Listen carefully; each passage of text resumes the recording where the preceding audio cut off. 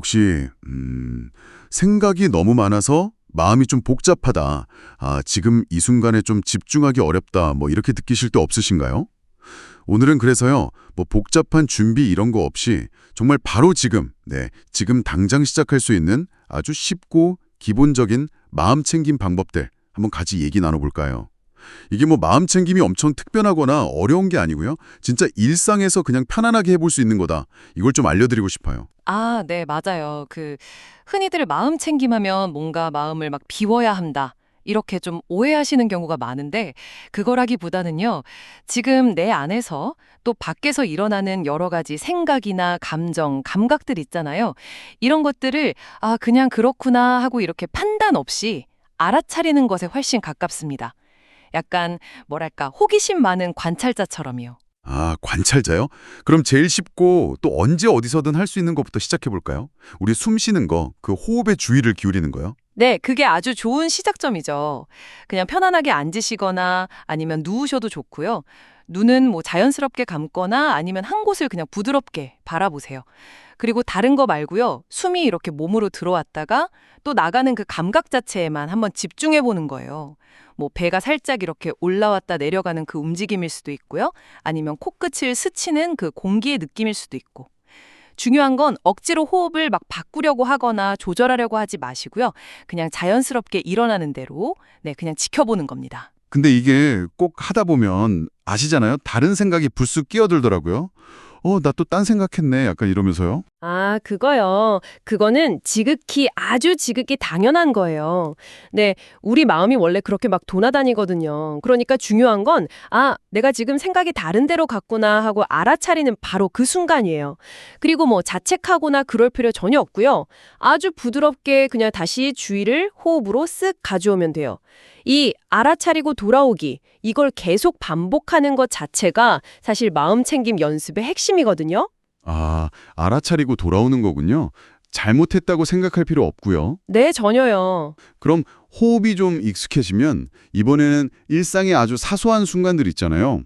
여기서 감각을 좀 깨워보는 건 어떨까요? 모든 걸 막 처음 경험하는 것처럼요. 그거 아주 좋은 방법이죠. 예를 들면 뭐 매일 하는 양치질 같은 거요. 양치질이요? 네. 양치할 때 그 칫솔모가 치아에 닿는 느낌이라던가 뭐 치약의 향이나 맛, 또 칫솔 준 손의 움직임 하나하나 이런 데 한번 집중해 보는 거예요. 아니면 뭐 차를 마실 때도요. 찻잔이 따뜻한 느낌, 차의 색깔, 또 향, 입안에 딱 머금었을 때 그 느낌 같은 걸 오롯이 한번 느껴보는 거죠. 이게 우리가 흔히 건포도 명상이라고 하는 거 있잖아요. 그거랑 비슷한 원리인데 아주 작은 거 하나에도 온 감각을 집중해 보면 평소에 그냥 휙 지나쳤던 되게 풍부한 경험들을 발견하게 되실 거예요. 네, 맞아요.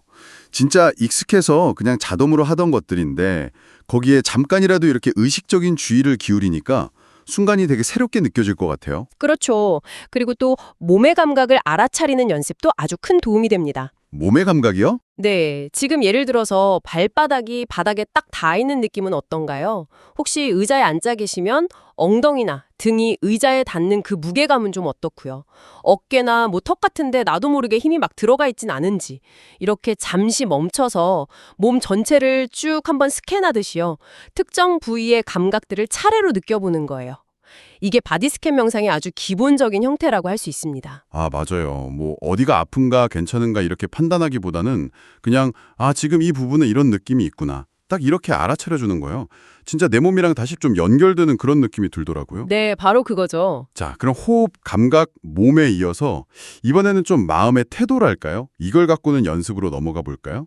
친절함을 키우는 거라고 하셨죠? 네네, 맞습니다. 자해 명상이라고도 하는데요. 이것도 어렵지 않아요. 조용한 곳에서 잠시 눈을 감고 먼저 자기 자신을 향해서 좀 따뜻하고 친절한 마음을 보내보는 연습이에요. 속으로 뭐 내가 좀 편안했으면 좋겠다, 내가 행복하기를, 내 몸과 마음이 건강하기를 이런 문구들을 좀 진심을 담아서 반복해보는 거죠. 이게 처음에는 좀 약간 어색할 수도 있어요. 근데 꾸준히 하다 보면요. 자기도 모르게 자기 자신을 대하는 태도가 훨씬 부드러워지는 걸 느끼실 수 있을 겁니다. 그게 좀 익숙해지면 그 다음에는 내가 사랑하는 사람, 그리고 좀 더 나아가서 주변의 다른 사람들한테도 이 따뜻한 마음을 이렇게 확정해 볼 수 있는 거죠. 그렇군요.